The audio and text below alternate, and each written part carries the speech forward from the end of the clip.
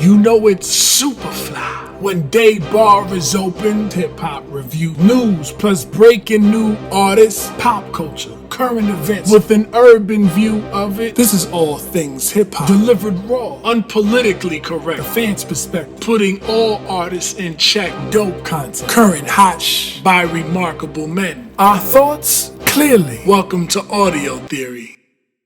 Yo, welcome back to the Audio Theory podcast. If you're new to the channel, please hit subscribe as well as the like button. What's good, man? How you been? What is good, my brother? Last episode of the year. We're going to take a little 2-week break as we go into 2021. I really hope it's not like all the memes where it's like, the time changes and it becomes like, and it's still like 12:01 on like December 31st. It like just keeps going on. I'm like, this shit needs to end. No, we can't even like entertain that being a possibility. I'd freak out. It's like, oh, it's still midnight. It's still going. Like, what is it?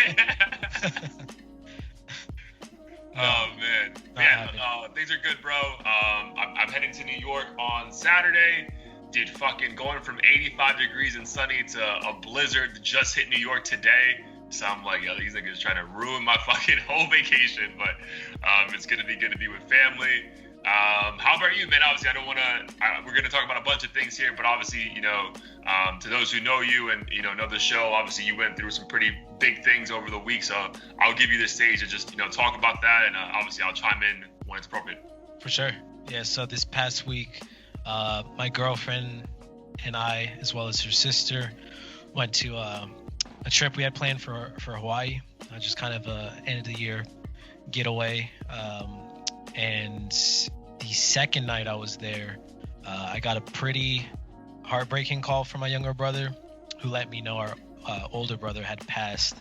And at the time I was shocked. I think for anyone who's dealt with grief, you spend a moment trying to decide whether or not it's real, whether this is reality, and then a million thoughts go through your mind. And obviously it was super shocking to me, especially considering he's was pretty young, in his early 40s. And I have a relatively big family on my mom's side, so it was great to connect with a bunch of different people who shared the same grief.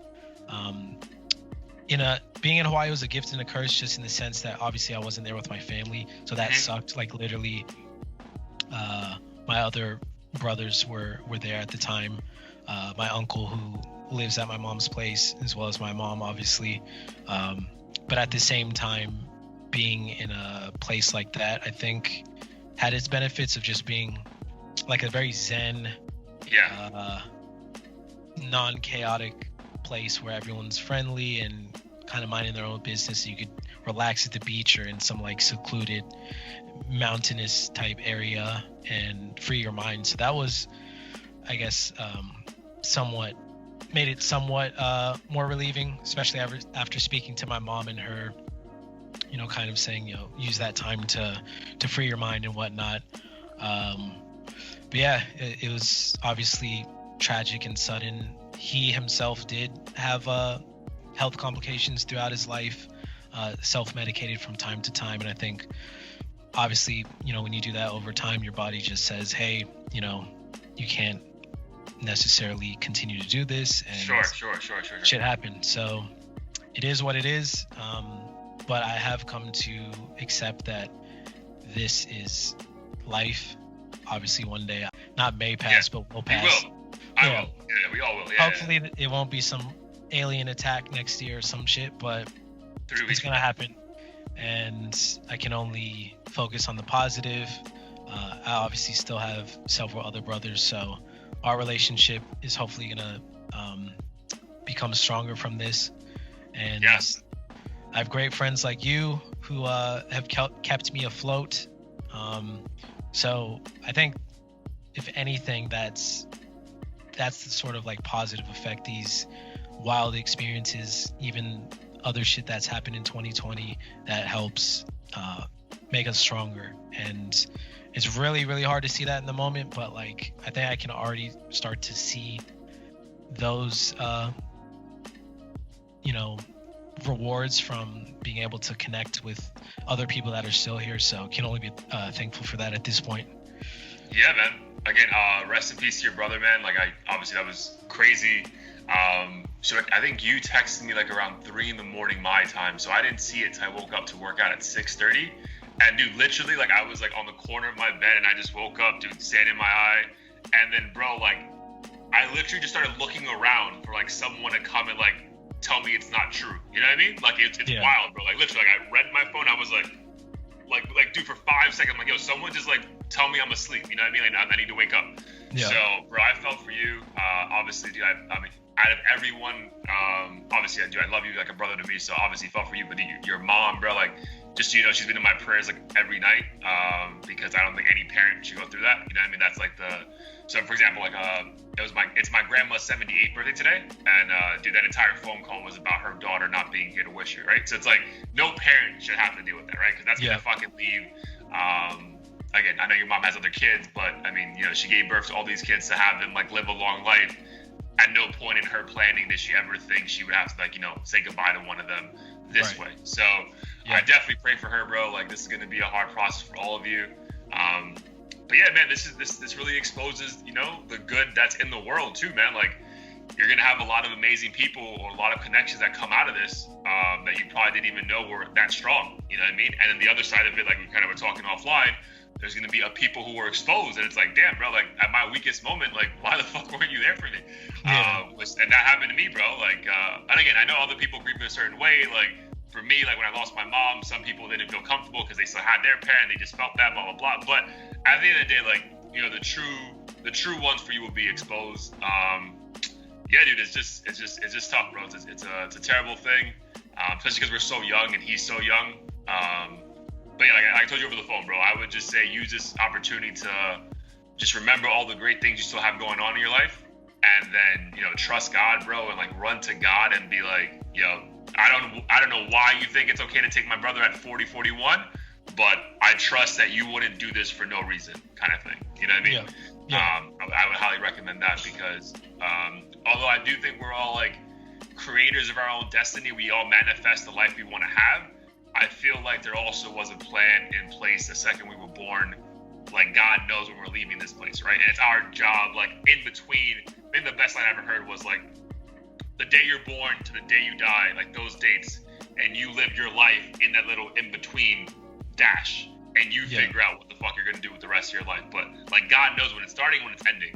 So I trust that God knew your brother was gonna go at 41. He knows when you're gonna go. He knows when I'm gonna go.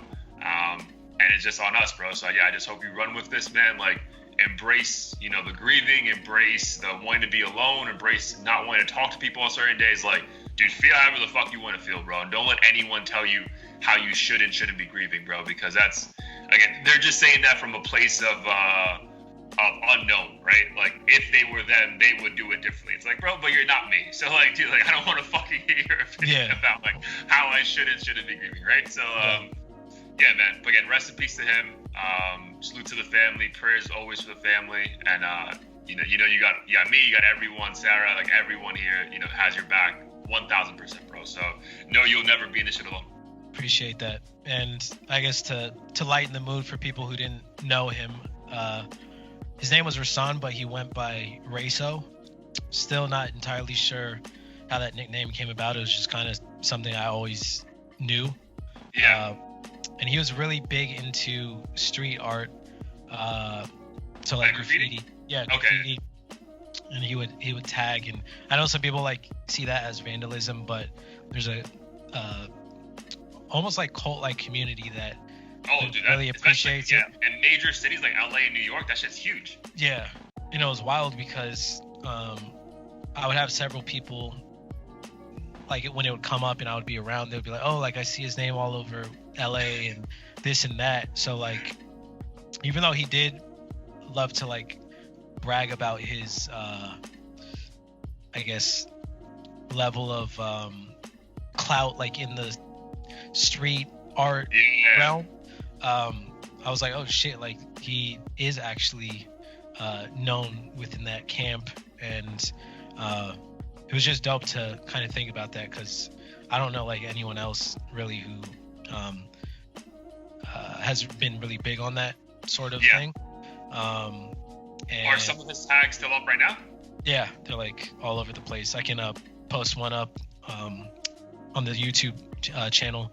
No, but that'd be also cool for you, just to be like, bro, like you can go for a fucking walk and know you're gonna bump into some shit that your brother did. That's amazing. Yeah, and hopefully it doesn't get scrubbed off. Obviously, some of the buildings will do that. But cool story was, there was this TV show, and I'm trying to figure out the name. Black and white TV show. I think it was called. I found it. It's called Black White. And it's basically a quote-unquote reality show where they take a black family and take a white family, and they dress each of them up as the opposite, like with makeup and wigs and shit. It's like a Chappelle Show episode. Yeah, literally. They look like the black guy turned white looks like Chappelle. And they basically want to document their experience and see if they get treated differently by looking like race. But in one of the episodes, I remember one of the kids is walking around LA and just like photographing random shit. And there was a scene where my brother's tag was on like the side of this brick building, and like for like a full like 5 seconds the camera was on it. Wow. And I thought that was wild because like in my mind I'm like, there's a million taggers, like what are the odds anyone's gonna be like, oh, this one's cool, and lo and behold his was on there.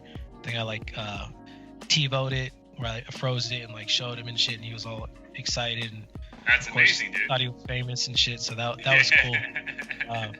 Yeah, he was obsessed with like art of all forms. Definitely like a free spirit in that regard.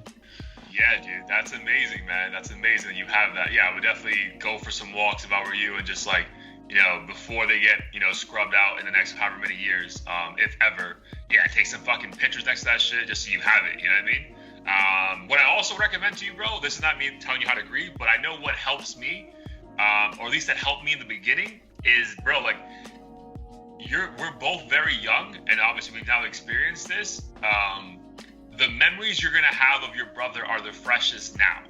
So I would highly recommend, when these random thoughts like this, obviously we have it video, like, documented now. Yeah. But when you have random thoughts, bro, just write that shit down. You know what I mean? Because in 10 years, they may not be that fresh. And like, I would hate for either of us, like, not remember shit of a great time, because just time, made us forget, right? So I would highly recommend just writing down fucking like random like little thoughts you have of like, damn, that was dope when I was like 8, he fucking did this and blah blah blah, like that shit helps me fucking like, get through bad days. So no, that's a good recommendation. I think that's solid. I'm definitely gonna do that. There's a lot of random stuff that comes to mind, like just with anyone, and I'm always like, well, if I remember this random thing, then I'm probably gonna remember it forever. And then someone will bring up some shit to me, like, remember that time we did that? And I'm like, how the fuck did I forget that? Like, that was just as random. That's why, like, exactly, bro. Because I would hate to have, like, I'm 32. God willing, we both have plenty of years left ahead of us. But I would hate, bro. Like, I'm like, in my 50s, and my like 10-year-old runs to me or some shit, is like, Daddy, tell me about grandma. And I'm like, damn. Like, what am I gonna, you know what I mean? Like, I would hate that, right? So it'd be nice just to have a reference point. I mean, thankfully I have very good memory. Like, I'm very good with dates, but some things just over time kind of just don't seem that clear, So that'd definitely be one of my recommendations. But dude, man, 2020, I mean, it's been a hell of a year for everyone, right? That's not unique to us. Like, we're not the only two people that's lost someone very dear to us. We're not going to be the last ones, unfortunately, because at this rate, the fucking death rating because of COVID's wild right now. Yeah. So, dude, just looking back, I really want to use this episode to kind of like as a look back and then a look forward. Bro, obviously COVID is like the center of everything, right? Because we wouldn't be locked down. Dude, I think I sent you right before we hopped on a Roddy Ricch concert in London. And I'm just like, bro, I need to be at a fucking concert. I know. So bad next year, bro. Half the time when you send me that shit, I think it's from like 2 years ago. Oh my God. Yeah, dude, it's wild. Was that, like, it? yo. No, that was recent, right? That was 2019. Oh, okay. For some reason, I thought that was London now. No. That was like London, like, or maybe it was like right before COVID. So maybe like February. But yeah, dude, just looking back, man, what are some like 3 or 4 points that just like stand out to you, man? Like things that really like you'll never fucking forget about this year. And obviously sprinkle some music shit, releases, or just like your own fucking life. Like, what are a few things that just stand out to you the most? This year, I think to kind of just not only do what you love, but experiment with new things. Some of the greatest times for me were like randomly trying to learn Korean, be it like Skype lessons, getting back into music now. What else did I do? I mean, we've been focusing more on this podcasting, and I've experimented with or researched drop shipping and the idea of like importing and selling products via from China and shit like that, and just like educated myself on tons of random things. And I think for me, I just really enjoy like evolving and learning new things in general. So that's been one huge thing. Musically, in a weird way, like I know we talked about some albums we love and still love, but I felt like this year just still hit different because like there was never an environment where I could really fully like enjoy it, appreciate the music, like not in a club, 100%, not 100%. At a concert, not I think if we were at a house party this year, we would be like, damn, we got some fire this year. Yeah. But it's like, like it's only the album's only one half of the overall experience. I totally agree with that. Yeah. And most of my drives, which is where I bump a lot of my music, were like to the same restaurant or market or whatever, and that shit's not exciting or eventful, so it doesn't have the same value. Like when you're in the car pre-gaming in your Uber and you're blasting a new album or whatever, like it just feels different. But and other than that, like just really thinking about life and what's important and what you want your future to look like and who you want to be part of that future. I know a lot of people who, again, had friends who were exposed as being not the best friends, or I'm sure there's people that realize their relationships weren't as strong for whatever reason, and that's okay. This year helped us come to that realization. Yeah, dude, it really goes back to like COVID, bro. Like if anything in your life had underlining issues, that shit was exposed. Yeah. Like anything, bro. Business, relationships, friendships, anything. Bro, like this shit really just put you in a vacuum. It's like, oh, you think you like this? Let's make sure. And it's like yeah, that's so true.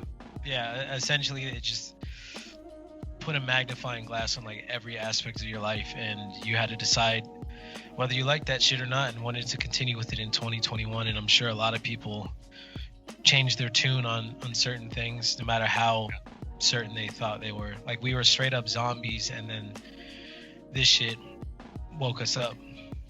Yeah, I totally agree. For me, man, dude, I'm telling you, Kobe dying in January kind of set the tone that this is weird.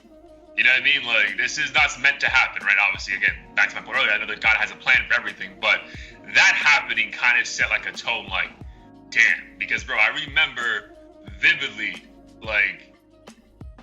sitting down and watching his ceremony at the Staples at home on my couch, and just bro, in tears. In tears for someone I never met. In tears for someone I never actually went to watch a basketball game live. And just the impact he apparently had on my life or whatever, my own mortality being questioned. I'm like, damn. So that really fucked me up hard. I'm grateful that, dude, so what's going to be hard, me and my mom had a pretty big fight at the beginning of January. But we reconciled a week, 2 weeks later, because obviously I'm the love of her life, vice versa. But we aired a lot of things out, bro, in January. So I was grateful that before she abruptly passed 2 months later, I didn't have a sense of guilt in me that would be crushing me for the rest of my life. You know what I mean? Yeah. It was wow, thank God me and my mom are good. Because, bro, I'm telling you, and I tell a lot of people this, bro, get right with the people you love. Because, bro, the worst feeling you want to have is looking at their body that no longer has their soul present, because the soul, I think, goes straight to heaven, and feeling wow. Yeah. Damn, bro. So I'm grateful for that, bro. Obviously, my mom passing was the worst day of my life. But that taught me, dude, like, especially even with work stuff, bro, like, I'm naturally, like, I get anxious about certain things, and I take a step back, and I have pictures on the wall, and I'm like, bro, like, you already lived through your worst situation. So if this fucking customer sends you to hell, who cares, bro? Like, it's not going to be that bad. Yeah. So that shit has given me a lot of strength. Like, bro, like, if I can get through that shit, fuck, man, I can get through anything. So that, my family and I have gotten closer to a level that I've never been able to achieve with them in my entire life. COVID's been now 9 months of quarantine. I mean, I was up in New York, New Jersey for like 6 months of the year, bro. So when is that ever gonna fucking happen, you know? So lucky for that, lucky for you and I getting closer, bro, on so many levels. The podcast is doing better.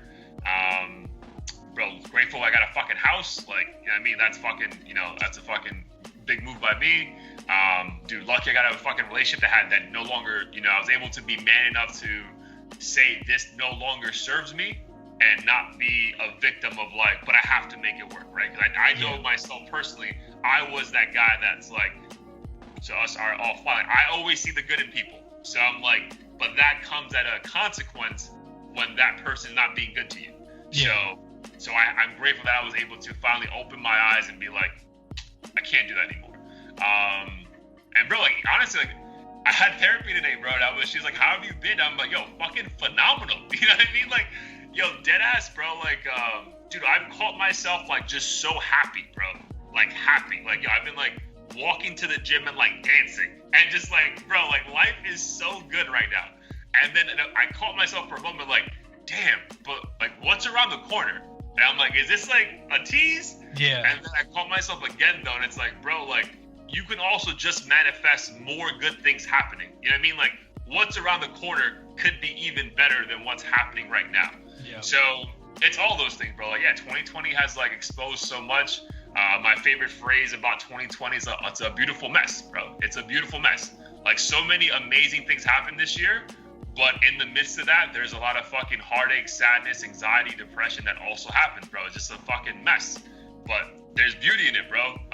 That I think you appreciate even at another level now. And then I've been seeing that little by little as I've come out on the other side of since March 11th. And dude, I agree with you 1000% going back to music. There's a lot of fucking shit that came out that was dope. But unless you had like a house party or you were going out, it's like, damn, it didn't really hit the same. Yeah. But there were a lot of standouts, bro. Like I love, again, Ty Dolla $ign proved to the world that he's fucking like should be respected at another level. I think St. John is finally getting the acknowledgement he deserves. Big Sean came through with a fucking classic. Nas said he's still, showed he's still relevant. I mean, we'll get into Cudi later, bro, but holy shit. If that's not album of the year, my nigga, I don't know what is. Bro, but what's wild, bro, and again, this is just, when you're, like, in a positive mindset, I think you can find connections in life with anything. But, bro, when Man on the Moon 1 came out, it was 2009, bro. I was living with Billy, junior year of college, and I was really questioning myself, like, bro, what am I doing with my life? Like, why am I in college? Like, what the fuck am I? Should I just quit? Should I just go home? Like, should I go to India? Like, what am I doing with my life? And, bro, I heard that album randomly. Like, it just popped up on my iTunes, and I was like, all right, yeah, this is the Day and Night Guy. And I just bought it. And I was like, Billy, listen to this. Lost my, but on some, like level shit, like, dude, like, certain songs, like, Pursuit of Happiness and Soundtrack of My Life, you're like, oh, shit, like, yo, this is a normal feeling for a 20-year-old trying to figure out. I was like, all right, cool, I'm not in this by myself. And then, bro, fast forward fucking 11 years later, this album drops, and I'm like, yo, this is what 30-year-olds feel when you're still, like, yes, successful, but you're not truly happy in certain things, and you lose loved ones, and the girl breaks up, like, you know what I mean? Like, so it's like, you know what I mean? It's just like the way Cudi just fucking, like, figures out some part of your brain that he can just, like, tap into and remind you you're not alone is, bro, phenomenal, bro. Like, I'm just like, I love that album so. Like, I ran, like, the, remember I did the Apple Music to see, like, what album was number one? I, like, ran it again. So, like, yo, is that number one now? Because I've been listening to that shit on fucking No, that shit is next level. I agree with you. it was one of the few musical experiences where I felt like I related to it so much. It was almost like he made it for me. Yeah. And what I appreciated about it too was it didn't stray too far away from like the first Man on the Moon album and just his whole formula in general. A lot of artists do that, right? Just to get the buzz, they'll say, you know, even Jay-Z fucked up with this, like Blueprint 3, 20 years later, Wiz Khalifa did Rolling Papers 2. And it's like, bro, this is nothing like that album. So like, why even try to pretend it's like a continuation? Yeah. But dude, this was an absolute continuation of that first album, right? Yeah. I don't think part 2 was close to it. That was just him like kind of showing you like, I like rock and roll a little bit more than hip hop. You know, let me just show you. But like, dude, this was a complete like alignment with like Man on the Moon 1. So I'm like, this is like phenomenal. Yeah. And I know some people kind of criticize artists for not evolving and doing new shit. But for me, I don't know. I'm the type of person like I'll go to this Chinese restaurant, and if I like this dish, like 9 times out of 10, that's what I'm gonna order every time. So nigga, like they got it's good. Like why are we changing it? Yeah, I'm not trying to change shit just for the sake of changing shit. So like this Ty Dolla $ign, like a lot of Post Malone's work, like when I just get the same shit, I'm actually happy because I'm like, this is what we liked you for to begin with. So yes, as an artist, you have every right to try new shit, but like at the end of the day, if you stray too far, it just may not work for us. But I mean, some people have been able to do it. Mac Miller's one of those people that switched up in all kinds of ways and still managed to like be dope. So well, I think so. Like it's also why you do it, right? So the thing is, when people switch up just to go with the trends, it's like you're gonna get exposed. You know what I mean? Like this is not you. This is just you trying to be the cool guy with whatever's being cool right now. When Mac Miller switched up, it was just he wasn't doing the cool thing. He was just doing him. He's like, bro, this is the music I want to make now. I hope you like it. As opposed to like, oh, you like autotune? Let me give you an autotune album so you still think I'm like the cool guy. You know what I mean? So that's where I think Mac Miller's like ascendance amongst like, you know, those like cult following was like, yo, like this guy doesn't give a fuck about anything popular. He just wants to do him. And I think there's like some kind of enamorment with that. It's like, wow, dude, good for you for like not giving a fuck about what anyone thinks. Like, yeah, that's a really good point. The motive definitely plays a role, and I think that's why people like artists in general is clearly Kid Cudi's not following a trend. If anything, I mean, didn't Travis Scott admit to like admiring his music and kind of emulating it and stuff? Well, his name is Scott because of his name is Travis Scott because of Kid Cudi. Yeah. And this was the first time like I just had a realization like mid-album. I'm like, oh shit, like this very much does remind me of Travis Scott, and it's clear that the influence on Travis was there. So I thought that was dope, and it's also great because I love Travis Scott's music as well. Yeah, 100%, dude. So so looking back at 2020, I mean, I think we mentioned this a couple weeks ago, but like, I mean, dude, what are the top 3 albums that you really look back and like, yo, this at least this for me was what I needed for the year? Top 3, I mean, Kid Cudi, like we just discussed, Ty Dolla $ign, and I think I'm gonna go with 21 Savage. Fire, bro. And I feel like those 3 like tap into different emotions for me. Like Ty Dolla $ign's more so like, you know, you're vibing, chilling, driving around, whatever.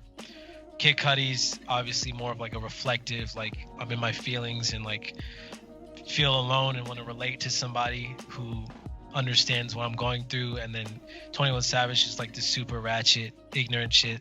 Yeah, that's the one. That's the one I think again. That shit is critically acclaimed and rightly so, bro. If that came out while niggas can still go out and go partying, oh my god, bro. Like, yeah, it would have been a nightmare. Would have done numbers, bro. Numbers. Yeah, I mean, that shit bumped for sure. I know it was critically acclaimed, but it kind of seemed to like have disappeared relatively quickly, like from the conversation. I don't know why, but I mean, he got his roses for that one. Oh yeah, for sure. And then when you take a step back, I think people started appreciating like, yo, he's come out with 3 albums and they're all bangers. You know what I mean? Like yeah, you wouldn't call him a mumble rapper or whatever the fuck he is. Like, bro, this kid just only puts out good music. So yeah, I'm good with that.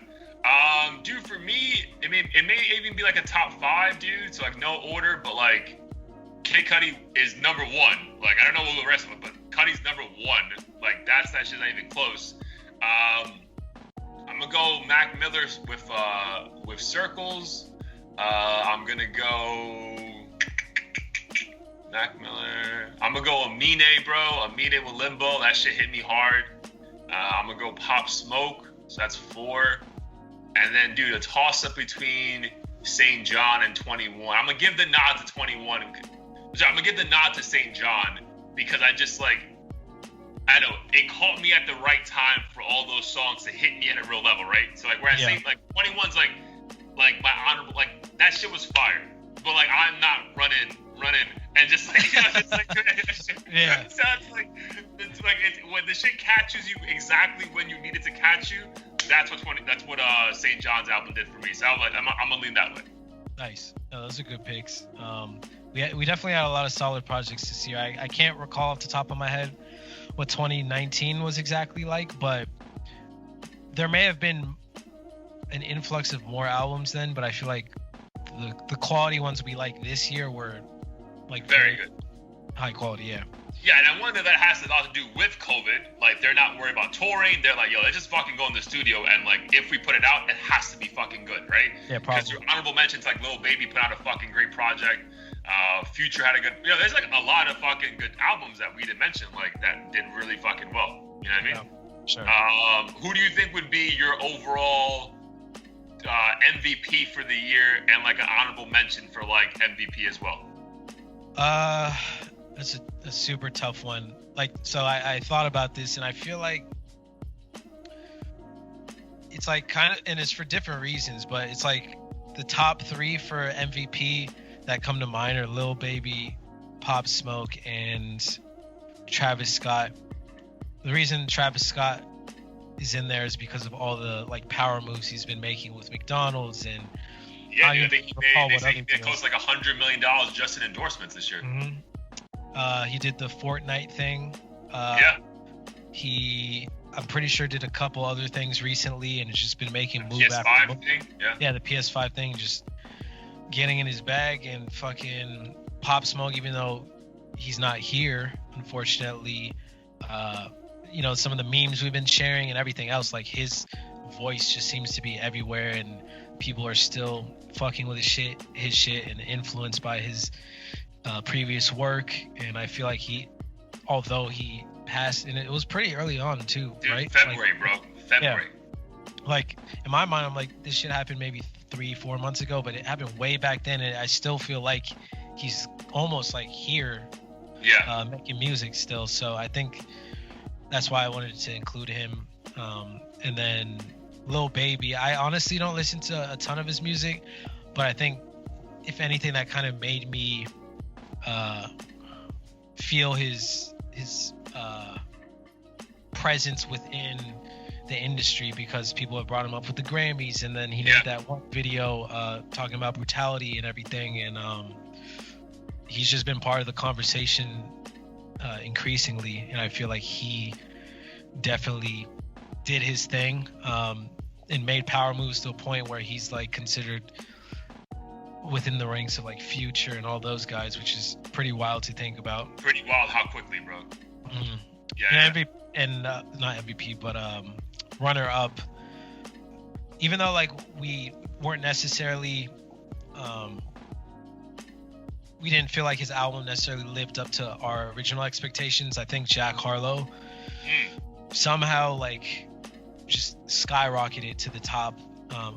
Well, not somehow. What's Poppin' clearly caught on, in that, had this snowball effect. But like, I feel like I've been watching him pretty closely on Instagram and everything, and it just seems like there's just more and more opportunity coming for him. He made the Tyler Hero or Heroes or whatever song, and then he's doing these Papa John sponsorships, and then New Balance deals and all this stuff, and just it just seems like it came out of nowhere, and I know it didn't because he's been working his ass off for this, but I think it did happen pretty fast this year, and he like leveled up to being someone that, you know, academics and all these other random people will talk about now. Have to check out. Yeah. I agree with that, bro. Yeah, again, we'll get into that in a little bit later, but yeah, I don't think, despite whatever we think about his album, you can't negate the fact that this guy's had a phenomenal year, for sure. Like, yeah, for sure. I agree with that. I like that one. Dude, for me, the MVPs of the year, Lil Baby, for sure. Like, that movement is crazy. Like, dude's the hottest thing in fucking hip-hop. Other MVPs, I agree with Pop Smoke, man. Like, again, that shit hit me hard as well. Like, because, dude, I feel like literally, like, 3 weeks before that, we had our episode, like, yo, I don't think a lot of people know about this guy, but Pop Smoke is a fucking, like, the man. Like, like, gone, bro. And then, like, the fact that he was only 20 years old, bro, is just like, dude, I think we take that for granted because we just see him as this big-ass dude with a deep-ass voice. But, bro, he's a fucking child, bro. Like, that's, like, I think in the midst of all, like, we're just happy that music came out and it's so good. But, bro, when you take a second to think, dude, a child was killed. Damn, I can't believe, and I'm glad you brought it up again. I'm just, like, thinking to myself right now, he couldn't fucking drink at the club? Yeah, dude. That's wild. He didn't do anything. Dude, crazy. But then think about, like, the fact that he was, like, he started his run at, like, 17 and, like, was building up to what it was now. And, like, dude, like, to have that in tenacity and fucking as a child to, dude, that's, dude, like, crazy. So, yeah, for sure, MVP quality year. So Lil Baby, Pop Smoke. And then who else came through and had a fucking big year, bro? I feel like those two really stood out the most, to be honest, like, consistently.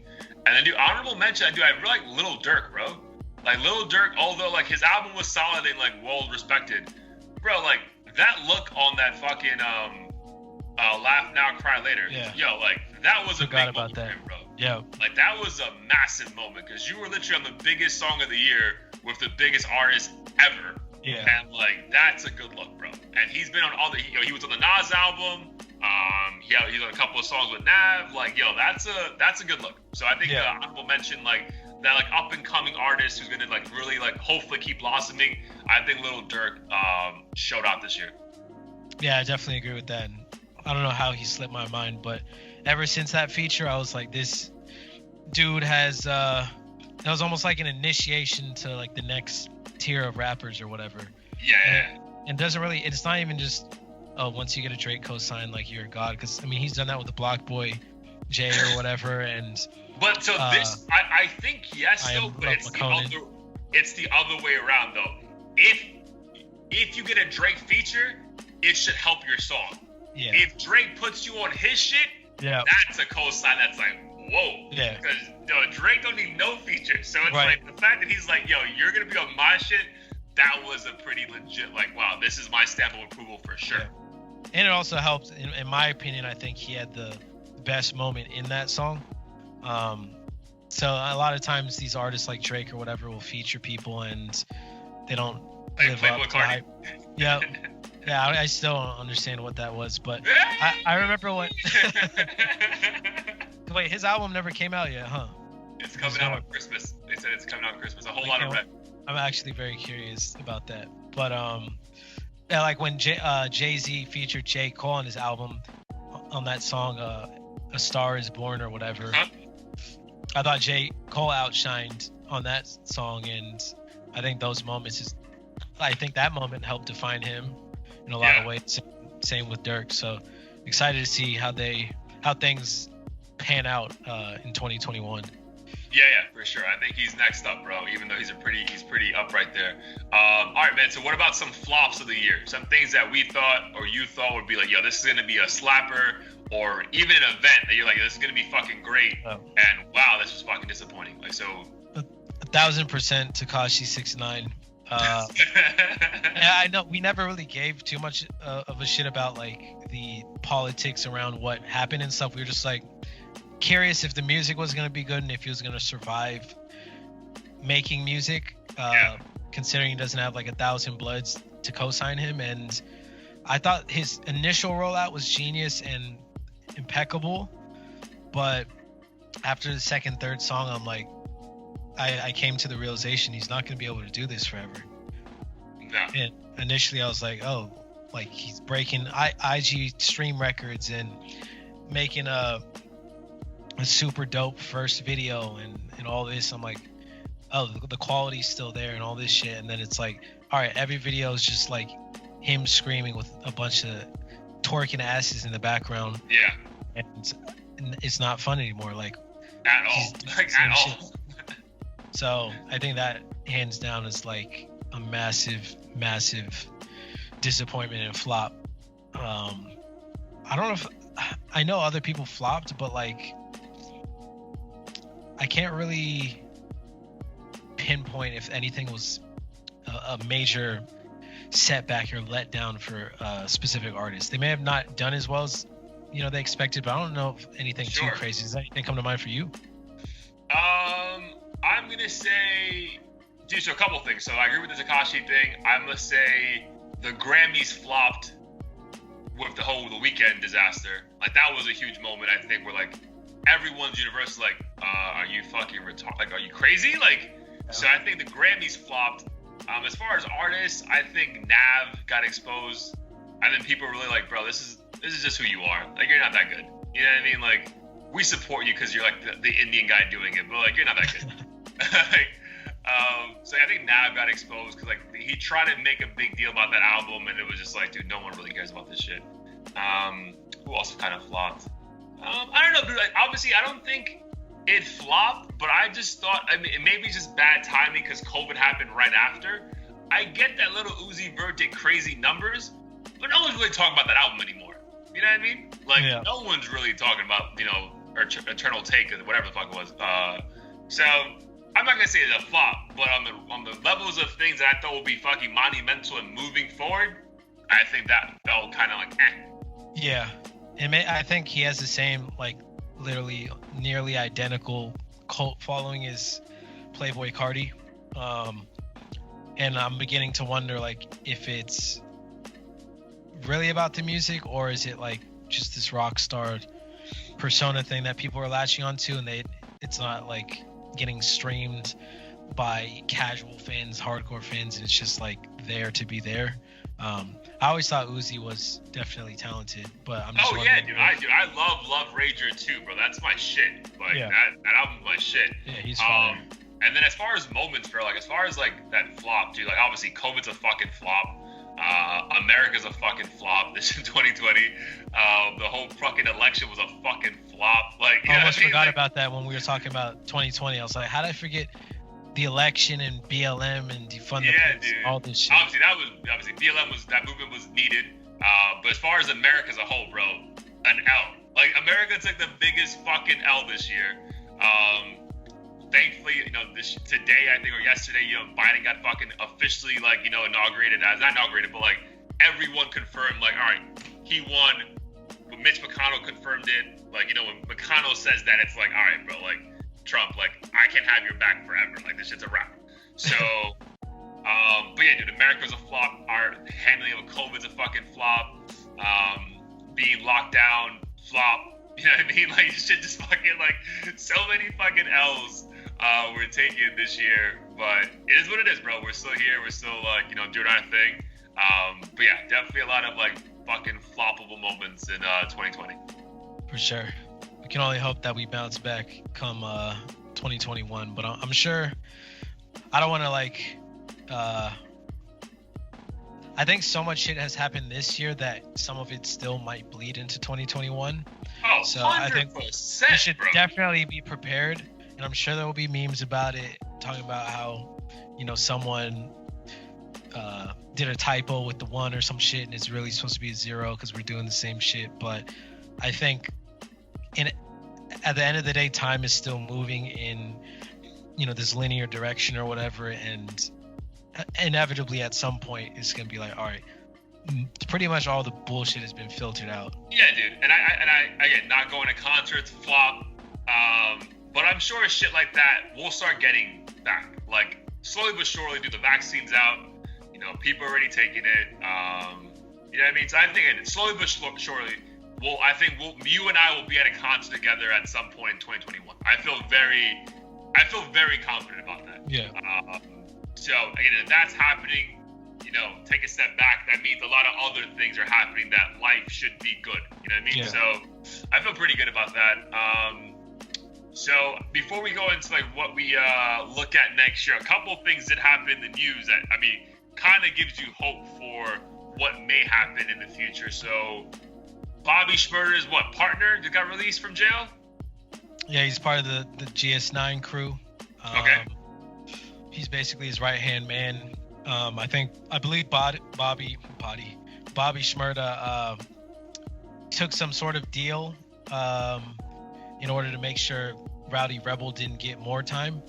Okay. So Bobby had his time increased. They kind of split the time, like averaged out. I don't know how this shit works, but he supported his mans. Rowdy Rebel's out now. It's crazy. I hear it's been 6 years and time fucking flies by. It feels like this shit was yesterday almost. Yeah. And he's already out celebrating, of course. I don't think Bobby gets out till next year because I think he like misbehaved or some shit and they just pushed it out further, he didn't get approved for early release or whatever. Yeah. So Bobby will be out end of next year if I'm not mistaken. Obviously Rowdy Rebel's gonna be releasing shit, so I feel like once that duo is like reunited, they're basically gonna take Tekashi's spot and have more longevity, assuming they hopefully don't get back into illegal shit. But I think they could definitely take that spotlight and like kind of pick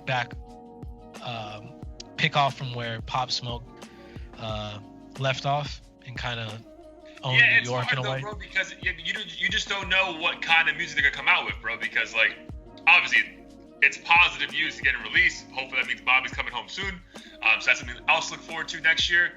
But dude, like 504 has a fucking massive movement right now too, bro. And like people really are in love with that drill movement. So like if those beats they come out with aren't really slapping, like I don't really know. I mean, again, there's gonna be so much like notoriety about Shmurda that like people will support, but I don't know, bro. I feel like 5-0 is like really the king of Brooklyn right now, bro. Because like everything he puts out just fucking sounds fire, right? So I don't know how the street politics of New York working, like if they're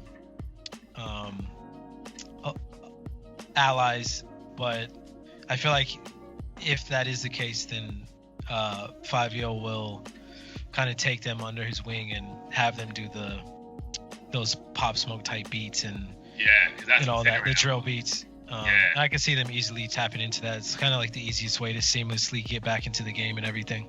Yeah, I agree with that. And then something that may become the trend is these YouTubers just fucking wanting to fight everyone. So, bro, the Jake Paul calling out Conor McGregor. Oh my God. Yo, that video was phenomenal, bro. Like, yo, wow. Yeah, a lot of shit talking going on. And do you think that's going to be like just the new thing, bro? Like, is there even going to be like a boxing anymore where these boxers just like fighting these YouTubers for fucking way more money? Like, that's crazy. Like, we didn't even talk about his brother, Logan, is going to fight Mayweather. And it's like, holy shit. Like, that's crazy to me. Yeah. I kind of feel like the same way about this as like the Tekashi shit. Like, it's a little different too, because I feel like this antagonizing behavior and everything is kind of natural within boxing.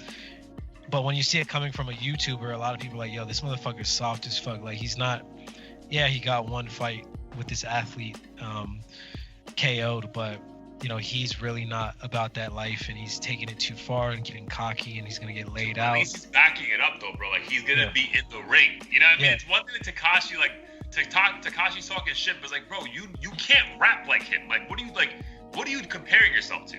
Whereas, like, this is like, bro, I'll get in the ring with you. Like, so I am talking shit, but I will try to back it up. You know what I mean?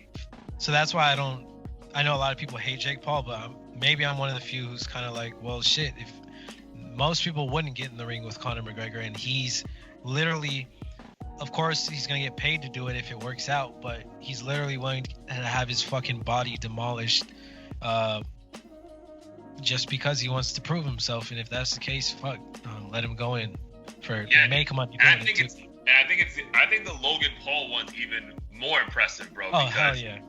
Bro, you're getting in with the fucking greatest boxer of all time who's still in phenomenal boxing shape.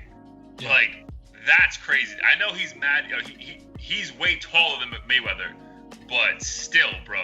Like, yo, that's impressive as fuck to me, man. That's gonna be the fight I definitely put on my fucking big screen and watch. Like, invite everyone over to watch. Yeah, it was crazy because I saw some memes that were saying if Logan Paul defeats Mayweather, then we're gonna go back to slavery immediately. But I would respect him infinitely more if that took place. Like, you couldn't say a single thing about Logan Paul.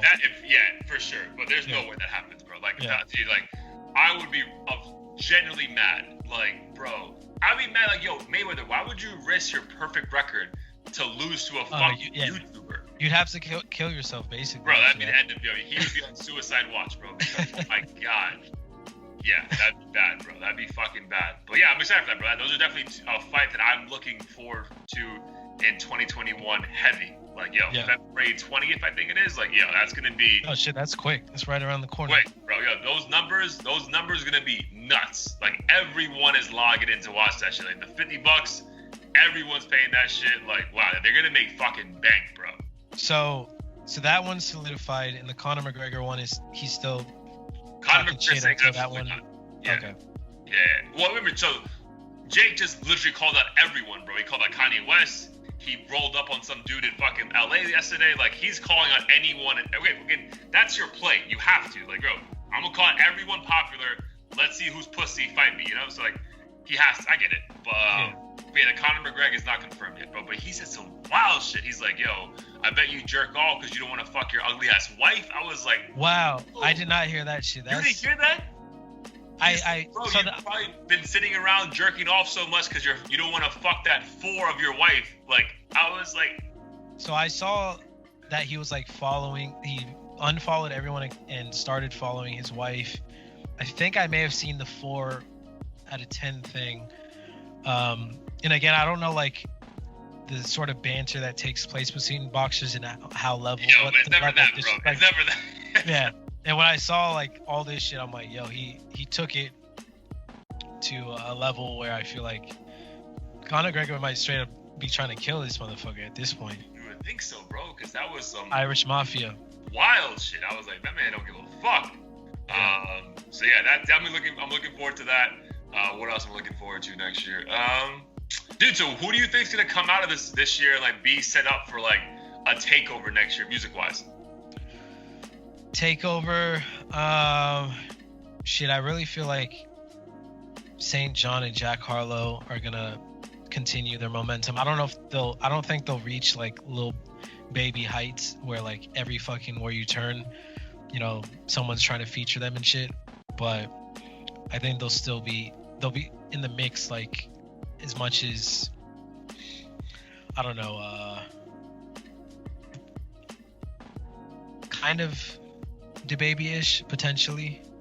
I think it's still maybe more time needed because they both kind of just released their albums, and I still don't know, like, the impact that they're actually gonna have. I know we talked about. It's like, bro, so, dude, we can talk about it now. My issue with that, bro, is like, man, dude, the Jack Harlow, like, I feel like that one, someone needs to be like, bro, we're not dropping the same week as Cudi. Let's push this shit back a week, bro. Yeah. Like, and Taylor Swift. And Taylor Swift. Audience, but it's like, I'm sure the Googles and shit are being flooded with Taylor Swift and Kid Cudi as opposed to Harlow. Yo, because I tell you that thing, like, yo, white girls were like, I'm listening to Cudi first, not even fucking Taylor Swift. So, like, bro, yo, I just think, like, again, I get it, like, they want to get the album out, but that was like, damn, bro, that's a tough weekend. Because, bro, like, again, I was so amped when I heard Cudi, and I'm like, let me check out Jack, because I love Jack, and I was like, man, this ain't it. Yeah. There's just two different artists. Like, granted, Kid Cudi has years on him, but Kid Cudi's music is generally has, like, a deeper feel and message to it, and I know, like, we, like, especially 2020 is a time where, like, Cudi's music is more. That's what I do. I think it became album of the year instantly because, dude, it was such a perfect understanding of someone who just went through it this year. Yeah. Like, just a perfect, like, yo, there is no one who cannot relate to some song on Cudi's album. Like, that's just gonna hit you in a fucking very, very deep way. Where Jack's just like, bro, again, dude, I don't like all these songs that really don't have hooks. Like, it's just him rapping. Yeah. Like, you know what I mean? Like, I get it. Like, bro, I believe you. You can rap. I'm like, bro, I need a hook. Like, where is just you rapping for 2 minutes? I'm like, yo. Yeah. I find there's like 2 or 3 of those songs. I'm just like, yo, this is all right. But like, bro, like, can we stop? Can we just vibe a little bit? Like, so. The funny thing is that's what, I don't know if you know this, but What's Poppin' was originally, I don't even know if it had a hook, but Cole Bennett, who directed the video, I think he may have said something along the lines of the What's Poppin' part of the verse, he should like repeat that throughout the song. Really? Originally that wasn't going to be the case. He may have even had a different hook, but I know someone, and I believe it may have been him, convinced him to do that. So it's funny that you brought that up, because I know some artists have a tendency to not put hooks in their tracks for whatever reason, and he kind of does that from time to time. Time to time, bro. And it's just like, yo, you just been rapping for like 2.5 minutes straight. Like, yo, you need a break. Like, you know what I mean?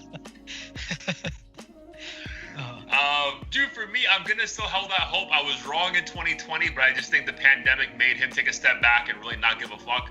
Talking about Young Thug, I think Thug's gonna come out with an album at the beginning of the year and really just shake the world. But in saying that, allegedly Drake is dropping on New Year's Eve, and bro, that's probably going to be the biggest album of the year on the first day of the year. So that being said, it's probably going to be Drake who takes over next year. But if it's not Drake, I think Young Thug is going to try to, come out with another classic album like he did at the end of 2019 with So Much Fun and take over 2021. I think I said it at the end of 2019, but I mentioned Kendrick, and his ass is still enjoying his bro, he's millions. good, bro. He's enjoying life, bro. He has to come back with something in 2021. Did you enjoy his verse in that Busta Rhymes song? Honestly, I think I briefly heard it, and the fact that I can't recall it, I probably didn't care too much for it. But I've never been like a Kendrick verse dude either. Like, I prefer his body of works versus random verses. Yeah, I agree with that. With that. All right, bro. So heat of the week for our last heat of the week of the year. What do you got for the people? I know we brought up Cudi. Probably not a surprise for you, at least, but Rockstar Nights. I believe it's the last song of the album too, right? No, there's two, like the second last song. Or close, yeah. Yeah. As I went through the album, I kind of had different favorites, like just based on how I was feeling and shit. But and then you got to that one. Rockstar Nights, I'm just like, yo, this is like everything I could have possibly asked for from like these two guys. Played it 1,000 times. To fucking talk about like, because when that album list came out, bro, I'm like, Trippie Redd, what the fuck? Bro, flawless, yo. He made that song, bro. I'm gonna keep it 100. Like, because he has the hook, and then, dude, phenomenal.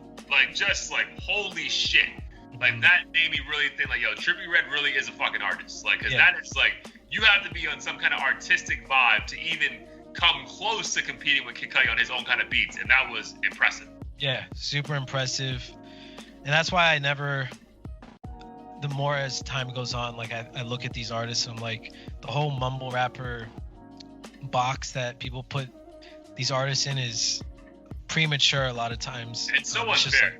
It's unfair. It's like, because they use auto-tune or they have like colored dreads, like they're not to be taken seriously. And obviously Trippie defied all of that and has proved himself, and now that he's done shit like this with artists like Kid Cudi, legendary artists like that, and didn't have to adjust himself in any way for that track, like super impressive. And that song's a fucking masterpiece. Banger, bro. Like, I will risk getting all the fucking coronavirus to go to a fucking Kid Cudi concert and watch a fucking performance. Oh, hell yeah.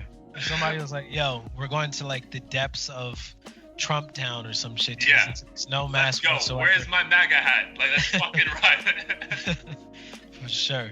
All right, so that's your heat of the week. No problem, bro. I support that 100%. It's already on the Apple Music playlist. Dude, for me, Cause dude, I don't know what it was. I think again, I was just like in such a good mood. So I'm not gonna do Cudi again because you did that, and that's fine. Bro, I re-listened to the Mine Limbo Deluxe. Bro, Miss Clean. Oh my god, bro. Like, I needed that beat to like build on my mind like a little bit longer. Bro, that beat is phenomenal. So like Miss Clean, Amine, I played that song like at the gym on the treadmill for the full 15 minutes I was running. Cause I'm like, bro, bring that shit back now. Nice. Like, I'm gonna listen to that again immediately after. Yo, it's such a good song, bro. Like I'm happy for him, bro. Cause again, we were talking about this like a few episodes ago, bro. Like, dude, there's something about when you turn 26 and life just starts like, you gotta be a man. And like, yo, all right, I feel like he was like in the mirror, like, yo, if I'm gonna be a rapper, I'm putting out fire shit. Like, I'm not just a guy who just puts out shit and puts out, cause Limbo and the Deluxe, dude, the Deluxe, like, dude, most of these Deluxe, you get like one song that you fuck with. You know what I mean? Like, they add 8, and you're like, all right, that extra one is cool. Yeah. Bro, he added 5. They're all fire. Like, they're all fire. The one buzzing, like him like being fucking obsessed with some girl. I'm like, bro, yes. Like, that's how it is. Like, dude, so fucking talented, but definitely a standout out of the extra songs was Miss Clean. All that, phenomenal, bro. So definitely go peep that on both playlists. Yes, sir. He's one of the artists I'm also, now that I think about it, hoping in 2021 I'm sure he'll release another project of some sort. You think so, dude? Because I talented not to. I agree that. Unless he wants to like let his vibe is just so like eclectic. Like, yo, I'm putting shit out when I push it out. Like, I got money now. Like, you know what I mean? Like, I don't see him like just putting out shit. I can see him being like a Cudi, like goes to the lab and just like, or like Andre 3000, like just lives life. And then when there's shit to say, I'll say it. You know what I mean? Because think about it, like his last album was when? Like 2018? Like, been a minute. Shit. Yeah, it's been a minute between them. I guess he isn't that type of dude. I don't know if he's released like unofficial little EPs and stuff, like in between. But it feels like this was like the build up and the delivery of Limbo was so like well done. I don't know, bro. I feel like and that comes from just like really like believing in your art. And I feel like that can't happen. Like, hey, I'll put an album out next week for the fucking minute, like that. You know what I mean? So, I guess in my mind, I was always like, well, he doesn't have some crazy extensive catalog, so he has no choice but to, especially with no touring and shit, but to like be doing something. But I could be wrong. Yeah, I do. But I feel like these guys who take that Russ route, like, bro, they're so independent. You know what I mean? Like, so like really, whatever they put out, they really are getting the majority of that money. Yeah. So, and this album did so well. Like, I feel like this might like, dude, fuck a tour. You know what I mean? Like, he's probably just writing this whole thing out like, I'm gonna be happy for the next 365 days enjoying this album. Grammy nomination for that song he did with Disclosure, with like the EDM like hip hop song. So no one's fucking higher than Amine right now. So shit, that's dope. Yeah, you guys see him. All right, bro. So last episode of 2020. Any last word before we dip and come back fresh and better than ever in 2021? Not much, other than R.I.P King Rasoe. Condolences to you as well and your mother, Thenny. Anyone else who lost somebody, whether it's COVID related or not. This year sucks, but on the flip side, like you mentioned, it's a beautiful mess, meaning there's a lot of beautiful shit that we can take from it. And we're just going to use that to make 2021 even better all the years forward. Check us out. Continue to check us out. We're going to just keep growing, keep getting bigger, keep getting better. Yeah, we're going to have a lot of guests next year. Like, let's speak it like, yo, I'm telling you, we're going to be out here with like artists who you need to know, artists you already know. And you're like, oh, they're getting bigger. Yeah. And we're going to be the ones who put you on. So yeah, stay tuned. And if anybody asks, hit us up at audio-theory.com. Check us out on Spotify, Apple, everywhere really, and everywhere. YouTube. Yeah, dude. I can't add anything else to that, bro. Love you, like you were my own, bro. Shout out to the listeners who've been riding with us. All of you who randomly decide on a random Monday to listen to 800 episodes of us, I appreciate that. I'm like, what? Why are you doing this? I know, I was so confused, but shit, I'll take it. I'll take it, man. So I love y'all. We appreciate y'all for riding with us. Episode 56 in the books, and we'll see you on the flip side. Sure. Love you too, bro. Peace. See you in 2021. Yes, sir.